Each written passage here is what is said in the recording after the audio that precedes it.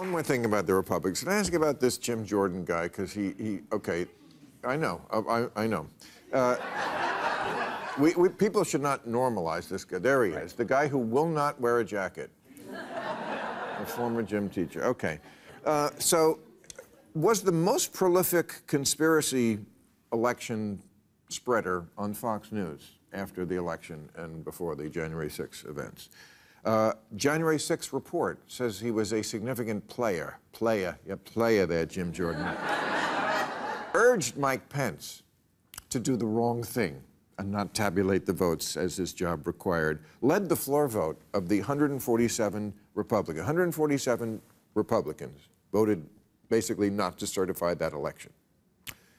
Now almost 200 voted for him, even though he didn't get the job. So the problem is getting worse in Congress. If now 200 Republicans are voting for the guy who most of any of them does not believe in elections. Sure, we had a Jim Jordan problem, now we have a Jim Jones problem, which is the entire party drank the Kool-Aid. Oh. All right, so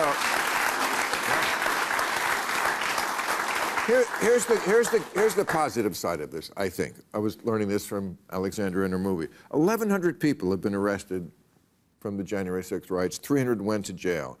Today we found out Kenneth Chesebrough? Chesebrough.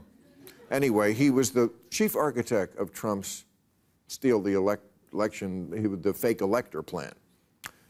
He pled guilty in Georgia, in the Georgia case. Sidney Powell, I mentioned in the monologue. Sidney Powell, who actually had a quote like, "No rational person would ever believe what I said was true," about what she had said in court. I mean, that's not the exact quote, but it's very close.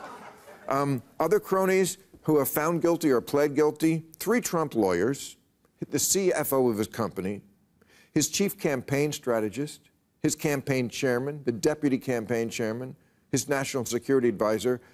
Yeah, it's all falling apart, but somehow we are still putting the bad guys away. It doesn't get a lot of press, but this is a lot of people who paid the price for doing the wrong thing. Maybe we're not completely done yet. And those prosecutors, those judges, those clerks all have to have security, because Mr. Trump is calling down violence. I thought Alexander was really powerful on this. They're calling down violence on people who are just doing their jobs, and that's appalling. But they are doing their jobs, and justice is being done. I did talk to friends of mine who are lawyers in Georgia, real lawyers, and this is not good for Mr. Well, I am a lawyer, but I'm not gonna play one on TV. I would not hire me if I needed a lawyer. So, but this is terrible for Donald Trump. Well, hang on a second. I mean, there is this reality again that it's horrible to think about, but with every successive prosecution, his numbers have gone up, and that's a comment on the country. I think the guy belongs in jail.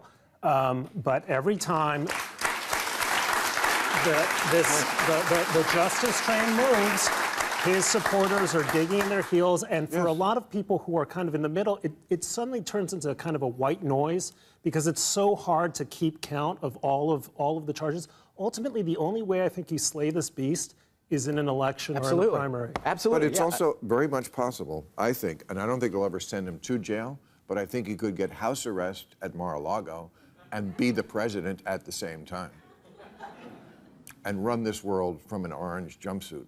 Well, not an orange jumpsuit. That is not an unrealistic scenario. And he's already got all the classified documents there, so it would save time. He wouldn't have to move anything. He wouldn't even have to leave his bathroom.